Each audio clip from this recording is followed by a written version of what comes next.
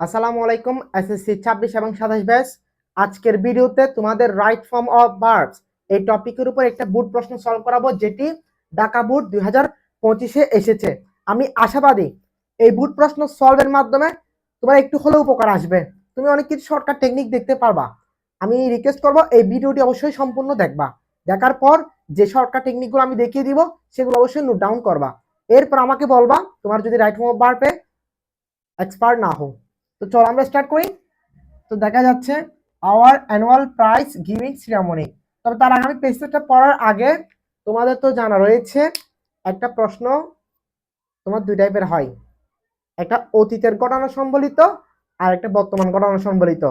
যদি অতীতের ঘটনা সম্বলিত হয় তখন আমি বেশিরভাগ ক্ষেত্রেই ফার্স্ট টেন্স কনসিডার করব, আর যদি বর্তমান ঘটনা সম্বলিত হয় তাহলে বেশিরভাগ ক্ষেত্রেই প্রেজেন্ট টেন্স। অর্থাৎ আমি যদি কাজী নজরুল ইসলামকে নিয়ে কোনো প্যাসেজ দেখি, ঘটে যাওয়া ঘটনা নিয়ে যদি কোনো প্যাসেজ দেখি, সেখানে মনে করো ম্যাক্সিমাম হচ্ছে কি V2 অর্থাৎ ফার্স্ট টেন্স। আর বর্তমান কোনো ঘটনা, সাধারণ অভ্যাসগত বৈজ্ঞানিক এই ধরনের ঘটনা সম্বলিত প্যাসেজ থাকলে প্রেজেন্ট ইনডিফিনিট বা প্রেজেন্ট টেন্স। তো আমরা প্যাসেজটা পড়ে দেখতেছি, our annual prize giving ceremony yesterday. তাই নিশ্চয়ই গতকাল মানে একটা সিরামনি অনুষ্ঠিত হয়েছে, সেই সিরামনি নিয়ে কথা বলা হচ্ছে। তাহলে আমরা বলতে পারি প্যাসেজটা হচ্ছে কি অতীতের ঘটনা সম্বলিত। তাই বেশিরভাগ ক্ষেত্রে আমরা V2 দিব, সব ক্ষেত্রে না, আমরা মেনিং বুঝি আর কি। তবে প্যাসেজটা পড়ার আগে তোমাদের কাজ হচ্ছে পরীক্ষার সেন্টারে অপশনগুলো একটু জেনে নেওয়া, কারণ তোমাদের রাইট ফর্ম অফ ভার্বস তো এমন মানে একদিকে রাইট ফর্ম অফ ভার্ব, একদিকে ফাঁকা স্থানে সঠিক ফর্মটা বসাতে হবে ভার্বের। তবে তার আগে যে কাজটা করতে হবে, এখান থেকে অপশন থেকে একটা ওয়ার্ড কারেক্টলি বসাতে হবে, একটা ভার্ব। তারপর বসানোর পরেই কোন রূপ হবে তুমি জানতে পারবা। অর্থাৎ আমি যদি শর্টকাটে বলি, একদিকে ফিল ইন দ্য গ্যাপস আর একদিকে রাইট ফর্ম অফ ভার্বস। তোমার আগে গ্যাপ ফিল আপ করতে হবে সঠিক ভার্ব দিয়ে, তারপর ওই ভার্বের যে রূপ হবে সেই রূপ বসাতে হবে। তো চলো আমরা দেখি। রিড পড়া, বি মানে আমরা জানি বি এর সদস্য হচ্ছে কয়টা, 5টা। যেখানে বি ভার্ব দেখবা সেখানে মনে করবা বি ভার্ব মানে কি, আমি উল্টা দিকে বলি ওয়াজ ওয়ার, এরপর হচ্ছে অ্যামিজার।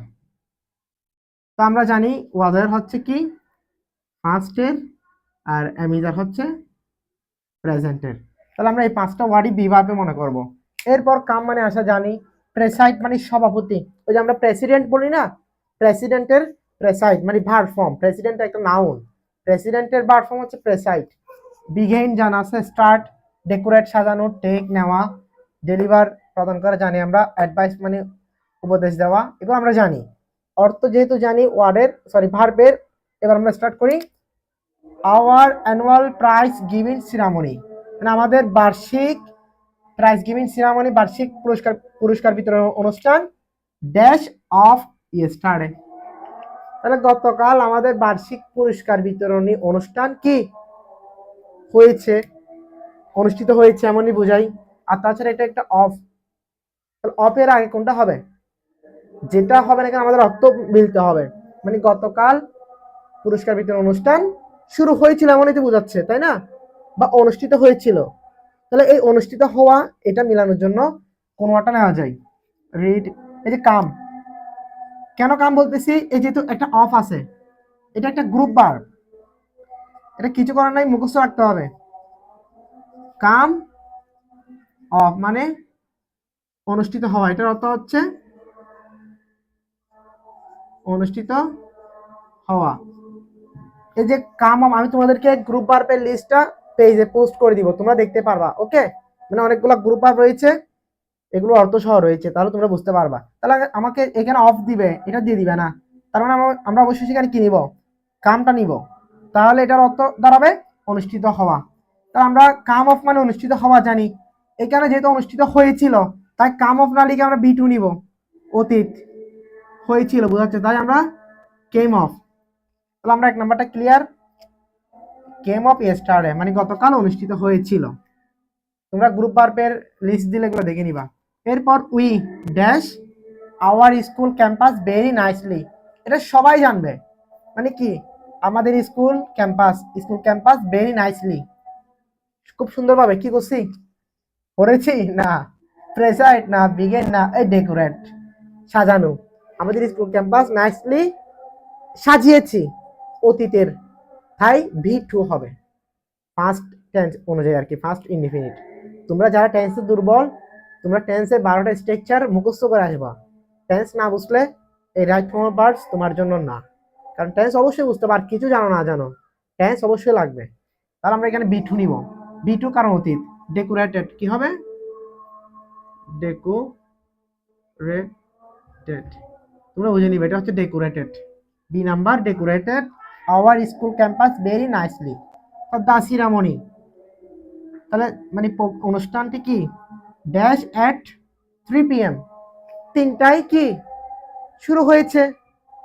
তাহলে শুরু হয়েছে মানে আমাদের অর্থ কোনটা দাঁড়াবে, এই যে বিগেন আছে, আবার কিন্তু স্টার্ট আছে। এখন তোমরা কনফিউশনে পড়ে যেতে পারো, পড়ার দরকার নাই, স্টার্ট লিখলেও চলবে, বিগেন লিখলেও চলবে, দুইটার অর্থ হচ্ছে শুরু হওয়া। তাই আমরা আমাদের সুবিধার্থে যে কোনো একটা নিই, আমি ধরো স্টার্ট নিয়ে নিলাম, সমস্যা নেই, স্টার্টেড। এখন কেন স্টার্টেড লিখেছি, কারণ অতীতে হয়েছিল, তাই আমরা ভি টু।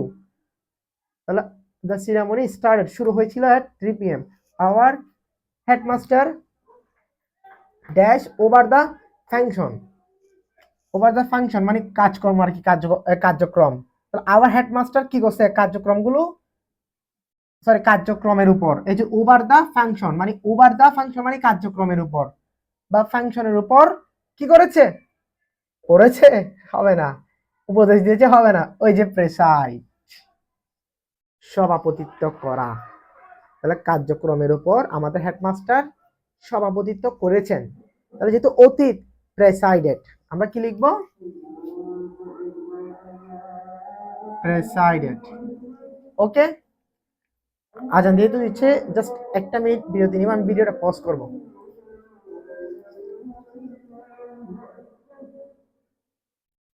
ওকে, আমাদের আজান শেষ হয়েছে, আমি ভিডিওটা অন করেছিলাম। তো আমাদের যেখানে ছিলাম, এই যে প্রেসাইডেড মানে আওয়ার হেডমাস্টার মানে আমাদের প্রধান শিক্ষক, ওভার দ্য ফাংশন মানে কার্যক্রমের উপর সভাপতিত্ব করেছেন, প্রেসাইডেড ইডি যুক্ত যে ভি টু আর কি, প্রেসাইডেড ভি টু হচ্ছে প্রেসাইডেড।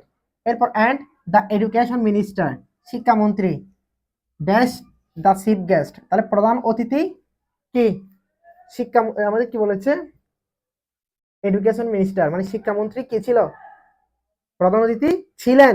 তাহলে আমরা তো জানি টাকা, হওয়া, এগুলো হলেই বিবার, মনে থাকবে। আর বিবার মানে আমরা জেনেছি ওয়াজায়ার অ্যামিজার।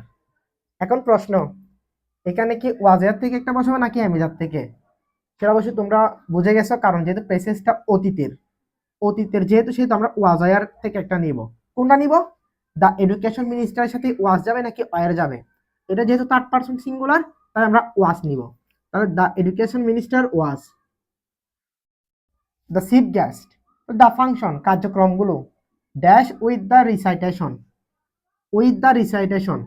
আবৃত্তির সাথে, কার্যক্রমগুলো আবৃত্তির সাথে, কি আবৃত্তি, from the holy Quran, from the holy Quran থেকে আবৃত্তির সাথে আমাদের আমাদের বলতেছি কার্যক্রম কি হয়েছে, শুরু হয়েছে তো হবে। তাছাড়া তুমি বাকি অতগুলো একটা একটা বসাতে পারো, হয় কিনা, মিনিংফুল কিনা দেখবা। রিড হবে না, বি চলে গেছে, কাম চলে গেছে, প্রেসার চলে গেছে, ডেলিভার, তাহলে ফাংশন তো ডেলিভার হতে পারে না। ঠিক আছে, তাহলে আমাদের অবশ্যই আনডাউটলি বলতে পারি, ওই যে স্টার্ট আর বিগিন দুইটা থেকে একটা, মানে আমাদের কার্যক্রমগুলো হোলি কোরআন থেকে আবৃত্তির মাধ্যমে, উইথ দ্য রিসাইটেশন আবৃত্তির মাধ্যমে কি শুরু হয়েছিল। তো আমরা আগের এটাতে যেহেতু স্টার্টেড নিয়েছি, এখন আমরা এখানে বিগেন নিব। এখন বিগেনের বি টু নিতে হবে, কারণ এটা অতীত, শুরু হয়েছিল, তাই ভি টু হবে ফার্স্ট ইনডিফিনিট আর কি। তাহলে আমরা বিগেনের বিগান বসাবো, বি টু, এখানে হবে বি গান। এরপর আসি one of our senior teachers, তাহলে সিনিয়র টিচার্স মানে সিনিয়র শিক্ষকদের, ওয়ান মানে একজন, তাহলে সিনিয়র শিক্ষকদের একজন কি করেছে, dash out the annual report, বার্ষিক রিপোর্ট কি করতেছে, পাঠ করতেছেই হবে আর কি। তাহলে আমরা পাঠ করতেছে বা পাঠ করেছিল, এই যে read, one of our senior teachers, অবশ্যই রিড এর বি টু রিড, বি থ্রিও রিড। ওকে, মানে রিড এমন একটা ভার্ব যেটার first form of read, first participle form of read. তাহলে আমরা বলতে পারি one of our senior teachers read out the annual report. তাহলে the honourable chief guest, chief guest মানে আমাদের সম্মানিত প্রধান অতিথি, dash a brief encouraging speech, মানে একটি সাহসী বাক্য কি করেছে, চিফ গেস্ট ডেলিভার করেছে বা প্রদান করেছে। তাই আমরা ডেলিভারের বিটা হচ্ছে ডেলিভারেড। তাহলে অনারেবল চিফ গেস্ট ডেলিভারেড প্রদান করেছিল এ ব্রিফ ইনকারেজিং স্পিচ, মানে একটি সাহসীমূলক একটা কি বাক্য, dash us to be regular in studies, মানে স্টাডিতে আমাদের রেগুলার হওয়ার জন্য উপদেশ দিয়েছেন। অ্যাডভাইসই বাকি আছে মানে, হ্যাঁ উপদেশ। এখানে আমরা অ্যাডভাইজেড যেহেতু অতীত দিয়েছে, ম্যাক্সিমাম সব বি2। ওই যে আমি ক্লাসের শুরুতে বলেছিলাম, অতীতের ঘটনা হলে বেশিরভাগ ক্ষেত্রে বি2, আর বর্তমান ঘটনা হলে বেশিরভাগ ক্ষেত্রে বি1। ক্লিয়ার? তাহলে inquiry speech advised as, sorry as বলতেছি, এটা us to be regular in studies and dash part in the movement against illiteracy, নিরক্ষরতার বিরুদ্ধে আন্দোলনে কি, এটা একটা পার্ট দেখেছি, এর সাথে যদি আমি টেক লাগিয়ে দিই,